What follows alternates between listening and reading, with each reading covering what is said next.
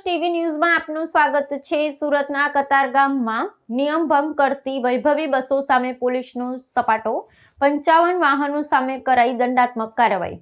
સુરત શહેરના કતારગામ વિસ્તારમાં વાહન વ્યવહારના નિયમોનું ઉલ્લંઘન કરતી ખાનગી વૈભવી બસો સામે પોલીસે કડક ઝુંબેશ હાથ ધરી છે। શહેરની વાહન વ્યવહાર પોલીસ દ્વારા કરવામાં આવેલી આ તપાસ દરમિયાન અંદાજે 55 જેટલી બસો સામે દંડાત્મક કાર્યવાહી કરી કાયદાનો સપાટો બોલાવવામાં આવ્યો છે। આ વિશેષ કાર્યવાહી ખાસ કરીને શહેરમાં પ્રવેશ માટેના નિર્ધારિત સમય મર્યાદાના ભંગ અને તેના કારણે ઉદ્ભવતી વાહન વ્યવહારની ગીચતાને ધ્યાનમાં રાખીને કરવામાં આવી છે। સ્થાનિક નાગરિકો તરફથી વારંવાર મળતી ફરિયાદોને પગલે પોલીસ વિભાગ દ્વારા 2 વિશેષ તપાસ ટુકડીઓની રચના કરવામાં આવી હતી। આ ટુકડીઓએ ભર તડકે બપોરના 4 વાગ્યાથી મેદાનમાં ઉતરી બસોના પ્રવેશ સમયના ઉલ્લંઘન મામલે સઘન તપાસ શરૂ કરી હતી। રહેણાંક અને વ્યાપારિક વિસ્તારોમાં ભારે વાહનોના અનિયંત્રિત પ્રવેશને કારણે સર્જાતી જામની સ્થિતિને નિવારવા માટે વહીવટીતંત્ર દ્વારા આકરું વલણ અપનાવવામાં આવ્યું છે। વાહન વ્યવહાર પોલીસ દ્વારા લેવામાં આવેલા આકરા પગલાંને કારણે નિયમ ભંગ કરતા બસ સંચાલકોમાં ભારે ફફડાટી વ્યાપી ગઈ છે।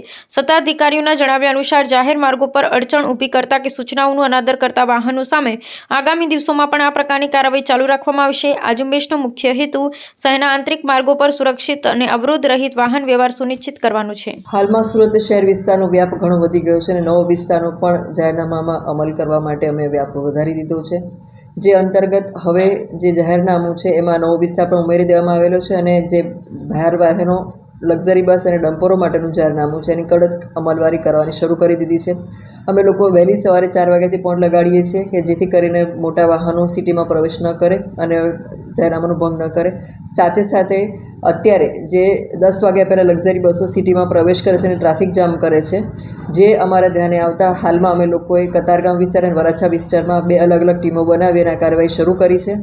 જે લક્ઝરી બસો 10 વાગ્યા પહેલાં શહેરમાં પ્રવેશ કરે છે એ તમામની ઉપર અમે કાર્યવાહી કરી રહ્યા છીએ અને વારંવાર જે બસો આનો નિયમનો ભંગ કરી રહ્યા છે અને ડિટેન પણ કરી રહ્યા છીએ અને આ બંને ટીમો અલગ અલગ જગ્યાએ કામગીરી કરી રહી છે અને એનો અલગ અલગ સ્થળ પણ બદલવામાં આવશે અને સરપ્રાઇઝ રીતે અમે લોકો સ્થળ નક્કી કરી એના કાર્યવાહી કરી રહ્યા છીએ, જેથી કરીને 10 વાગ્યા પહેલાં કોઈ લક્ઝરી બસ શહેરમાં પ્રવેશ ન કરે અને ટ્રાફિક જામ ન થાય। અને આગામી સમયમાં ધૂળેટી જેવો પર્વ પણ આવી રહ્યો છે, તેને લઈને ટ્રાફિક જામના પણ થશે અને બસોનો પણ ઘસારો થશે, તો પોલીસ દ્વારા કઈ રીતની વ્યવસ્થા કરવામાં આવશે? હોળી ધૂળેટીને ધ્યાને રાખીને રેલવે સ્ટેશન અને એસટી બસ દ્વારા બી વધારાની બસો મૂકવામાં આવી છે। રેલવે દ્વારા પણ વધારાની ટ્રેનો શરૂ કરવામાં આવી છે। સાથે સાથે લક્ઝરી બસો પણ પોતાનો વધારે ફેરા કરશે અને વધારે એની બસો ચલાવવામાં આવશે, પરંતુ એ લોકો જાહેરનામાનો ભંગ ન કરે એની પ્રોપર તકેદારી રાખવામાં આવશે અને વધારાના પોઈન્ટ મૂકી અને એ લોકો જાહેરનામાનો ભંગ ન કરે અને લોકોને યાત્રીઓને પણ અગવડ ન પડે એનું પણ ધ્યાન રાખવામાં આવશે અને એ લોકો સમયસર પોતાના વતનમાં તહેવાર ઉજવવા જઈ શકે એની પણ અમે તકેદારી રાખીશું ને એમને અમે હેલ્પ પણ કરીશું। એ બાબતમાં કેટલી બસને વાહન ચાલકો સામે કાર્યવાહી કરવામાં આવી છે? ગઈકાલે જે કાર્યવાહી કરી હતી એમાં કતારગામ વિસ્તારમાં 25 બસો અને વરાછા વિસ્તારમાં 30 જેવી લક્ઝરી બસો પર કાર્યવાહી કરવામાં આવી છે અને આ કાર્યવાહી રોજે રોજ ચાલુ છે, જેમાં લગભગ 15 થી 20 બસો ડિટેન કરવામાં પણ આવે છે અને જો વહેલી નીકળે એ બધી બસો તો એમની પર કાર્યવાહી કરીને એમને 2 કલાક સુધી ચલણ આપીને એમને 2 કલાક સુધી રોકવામાં આવે છે અને જ્યારે 10 વાગે ત્યારે જ બસોને જવા દેવામાં આવે છે।